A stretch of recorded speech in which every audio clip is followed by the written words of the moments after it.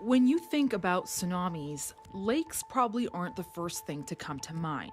But here in British Columbia, the narrow and deep Harrison Lake is surrounded by towering peaks, and that has had researchers pondering an unsettling threat for decades: a lake tsunami.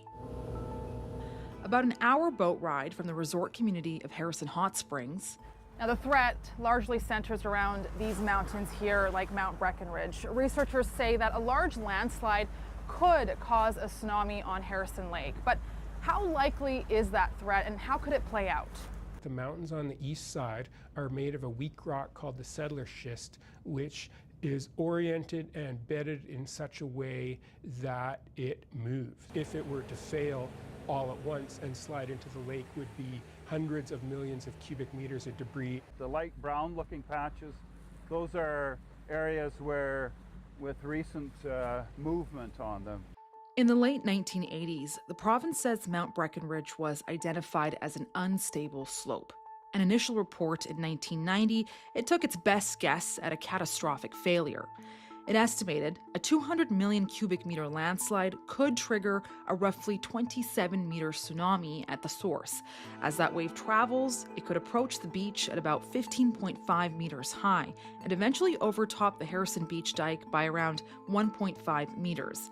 Water would top the dike for about 80 seconds, traveling inland at 5 meters per second.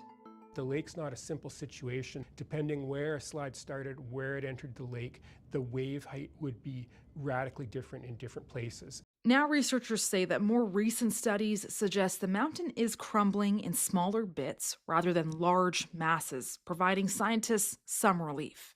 Holy sh**. In 2020, the province says this mountain experienced a high number of rock falls. There was a temporary evacuation order for a nearby hydroelectric camp, but it was lifted in a short time.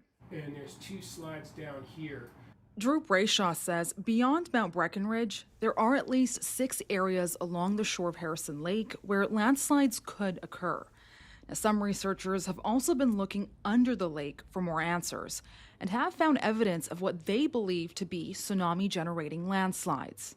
Here we have, right below us, we have a deposit of about 1.3 million cubic meters. We met with Martin Geertsma, a researcher with the province of British Columbia. So far, his team has found evidence of 3 landslide deposits in Harrison Lake, one right here under Mount Breakenridge. That would have generated a modest tsunami locally, but not all over the lake. They found the largest deposit by Mount Douglas, equivalent to about 250,000 dump truck loads, and the third by Silver Mountain.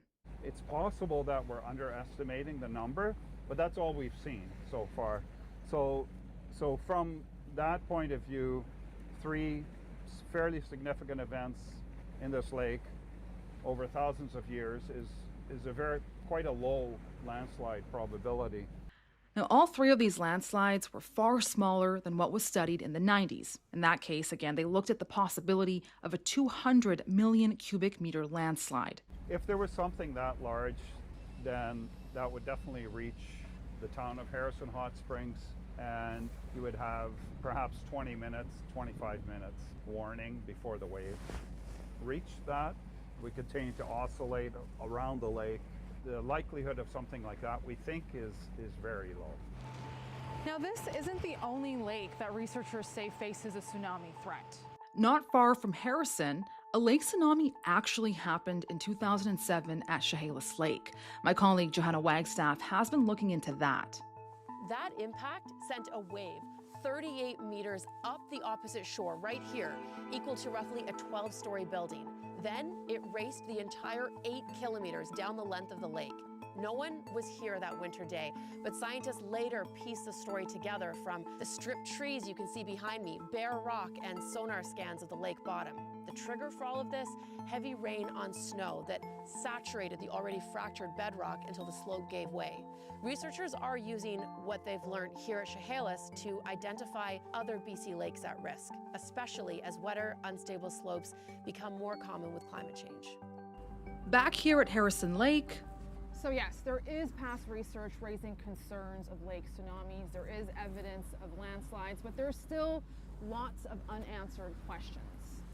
The mayor of Harrison Hot Springs says it's important to know the risks, even if they are challenging to prepare for.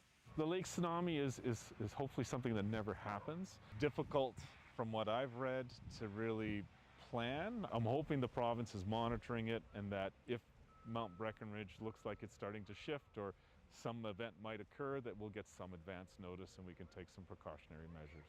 Mayor Talon says the village is designing higher dikes to better protect against more likely threats, like flooding from rising water levels. And as for locals here, we asked some about the lake tsunami threat. No, it's not a big concern to me. I just don't think that it will happen. We don't know. And it surprises me, I didn't know. There was a brief while when I was like, I was a little bit concerned. But since then, I've heard conflicting things about it. Probably a very low risk for this location, but high consequence. Just like the fact that we have potential for huge magnitude 9 earthquakes in the Pacific Northwest, we have potential for landslides to enter lakes and make waves. And that's the sort of level of concern that it needs to be. While researchers continue to question the threat of lake tsunamis, Harrison Lake, nestled in these mountains, is a reminder of the risks and uncertainties of BC's powerful and dynamic landscapes. Baneet, Braich, CBC News, Harrison Hot Springs.